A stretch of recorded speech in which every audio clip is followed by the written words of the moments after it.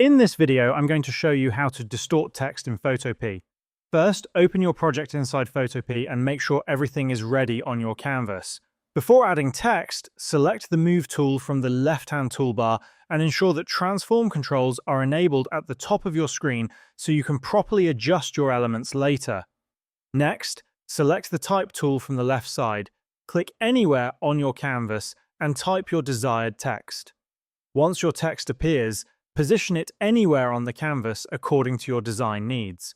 After placing the text, go to the Layers panel on the right-hand side, locate your text layer, right-click on it, and choose Rasterize.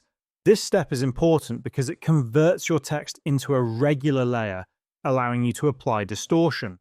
With the rasterized text layer selected, move to the top menu, click on Edit, hover over Transform, and from the side menu choose Distort. You will now see control points around your text. Simply click and drag the corner handles to reshape and distort the text however you like.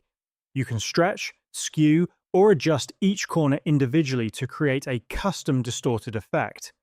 Once you are satisfied with the adjustments, confirm the transformation, and your distorted text will be applied successfully. And this is how you can distort text in Photopea.